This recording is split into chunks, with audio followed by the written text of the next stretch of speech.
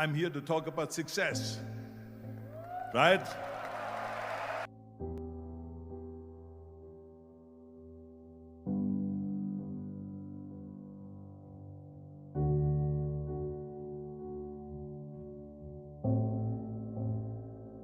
The first rule of success is to have a vision. You see, if you don't have a vision of where you go, and if you don't have a goal where you go, you drift around and you never end up anywhere. It's like you can have the best ship in the world, you can have the best airplane in the world. If the pilot or the captain doesn't know where to go, it would just drift around. It would not end up anywhere, or most likely in the wrong place. So I was very fortunate that I stumbled onto my vision. I mean, as you know, I was born in 1947 in Austria after the Second World War. And I didn't really like Austria when I grew up. I couldn't wait to get out of there. I couldn't see myself becoming a farmer or a worker in a factory or anything like that. Even though my parents wanted me to stay there and have a normal life. My father wanted me to become a police officer like he was. My mother wanted me just to stay there and marry a girl with the name of Heidi, hopefully, and have a bunch of kids and run around like the Van Trapp family in The Sound of Music. But that was their vision, not mine. My vision was totally different. I felt that I was born for something special, for something unique, for something big. Do you know how great it felt that I knew where I was going? Imagine the majority of people don't know where they're going. When you have a goal, when you have a vision, everything becomes easy. Because remember that in America, for instance, when you study, you will see the percentage of people that like their jobs. 74% hate their job in America. Now, there is not much different when you come to Europe. The majority of people don't like what they're doing because they're really not doing it because they didn't have a goal and they followed this goal. They just aimlessly drift around, and then all of a sudden there's a job opening, so they get that job because you have to work. But then when you work, it's a chore. It's work. It's not fun. So if you think about, only a quarter of the people really enjoy what they're doing in life. That is unbelievable if you think about it. So I felt so blessed that I knew what I was doing. It's like a medical student that studies and knows he wants to become a doctor. You know where to go. So I knew where to go. So people always ask me, when they saw me in the gym in the pumping iron days, they say, why is it that you're working out so hard? 5 hours a day, 6 hours a day, and you have always a smile on your face. The others are working out just as hard as you do, and they look sour in the face. Why is that? And I told people all the time, I said, because to me, I'm shooting for a goal. In front of me is the Mr. Universe title. So every rep that I do gets me closer to accomplishing that goal, to make this goal, this vision turn into reality. Every single set that I do, every repetition, every weight that I lift will get me a step closer to turn this goal into reality. So I couldn't wait to do another 500-pound squat.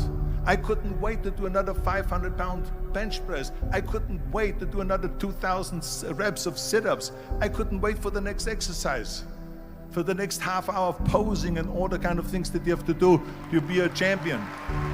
And with the age of 20,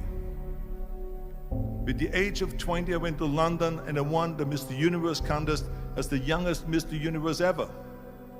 And it was because I had a goal. So let me tell you something, visualizing a goal and going after it makes it fun. You got to have a purpose no matter what you do in life. You got to have a purpose. So that's rule number one, have a vision. Rule number two is, don't listen to the naysayers. Don't listen to the naysayers.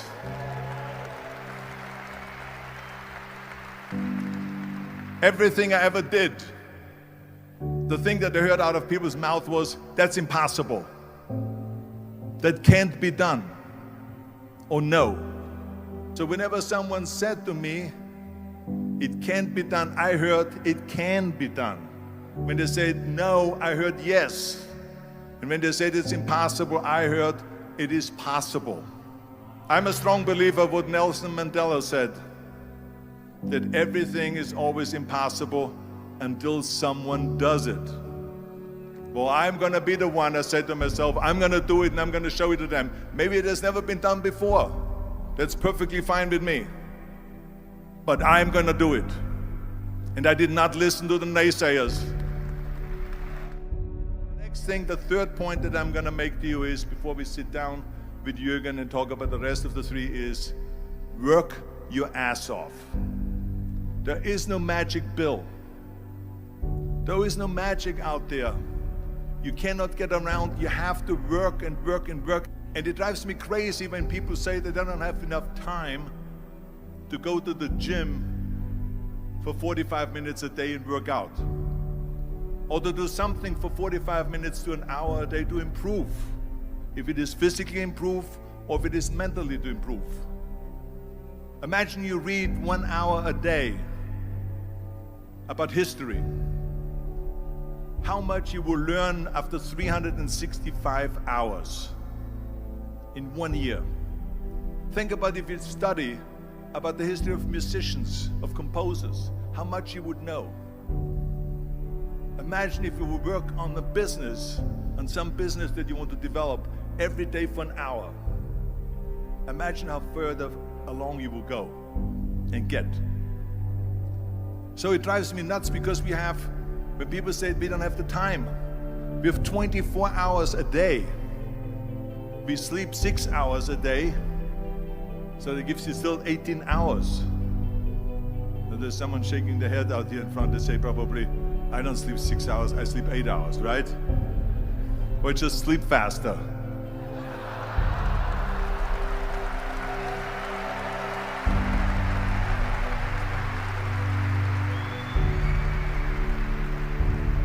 So we have 18 hours a day. The average person works around 8 to 10 hours. So let's assume it's 10 hours, so we have 8 hours left. Then you travel around an hour a day, maybe 2 hours a day. So now you have still 6 hours left. So what do you do with these 6 hours? What do you do with these 6 hours? Then we eat a little bit, then we schmooze a little bit, talk a little bit to people and all that stuff.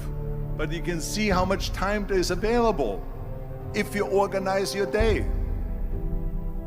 So you got to work hard. I mean, let me tell you something. When I went to America, I went to college. I went and worked out 5 hours a day. And I was working on construction. Because in those days in bodybuilding, there was no money. I didn't have the money for food supplements or anything. So I had to go to work. So I worked on construction. I went to college. I worked out in the gym, and at night from 8 o'clock at night to 12 midnight, I went to acting class 4 times a week. So I did all of that. There was not one single minute that I wasted. I became very friendly with Muhammad Ali in the 70s. And Muhammad Ali worked his butt off. And I saw it firsthand. And I remember that there was a sports writer that was there in the gym when he was working out and he was doing sit-ups. And they asked him, how many sit-ups do you do? And he said, I don't start counting until it hurts. Now think about that.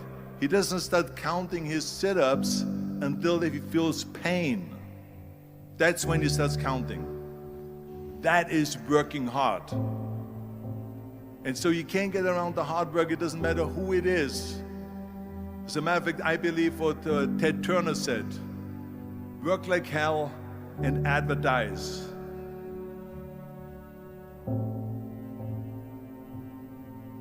You get it? Work like hell, go to bed, and early to rise, work like hell and advertise. So you work your ass off, and then you let the world know about your work. That's what it is all about.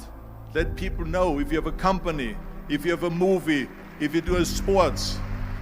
Work your ass off, but then advertise and let everyone know. I hate plan B.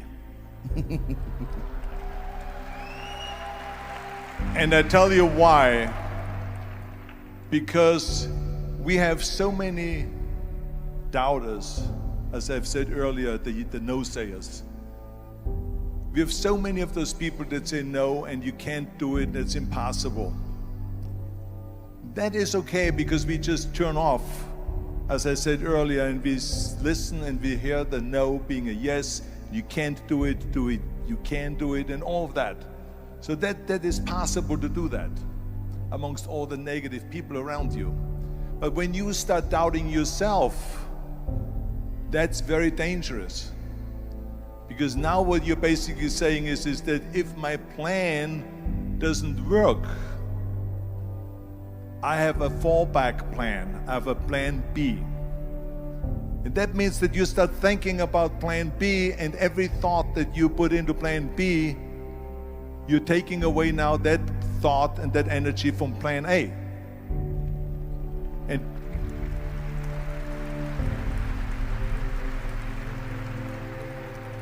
And it's very important to understand that we function better if there is no safety net, because plan B becomes a safety net. It says that if I fail, then I fall and I get picked up and I have something else there that will protect me.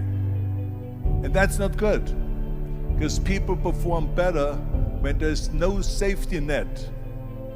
People perform better in sports and everything else if you don't have a plan B. To me, it is very dangerous to have a plan B, because you're cutting yourself off from the chance of really succeeding. And the reason, one of the main reasons why people want to have a plan B is because they are worried about failing. What is if I fail, then I don't have anything else? Well, let me tell you something, don't be afraid of failing, because there's nothing wrong with failing. You have to fail in order to climb that ladder. There's no one that doesn't fail. We all fail. It's okay.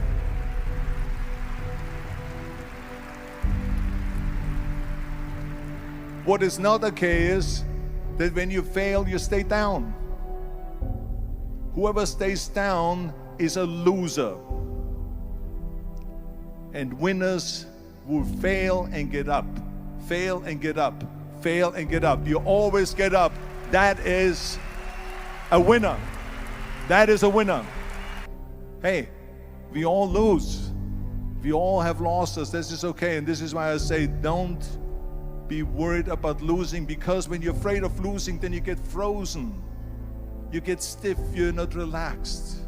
You got to be, in order to perform well in anything, if it's in boxing or if it is on your job or with your thinking, is only happening when you relax. So relax. It's okay to fail. Let's just go all out and give it everything that you got. That's what it is all about. So don't be afraid to fail.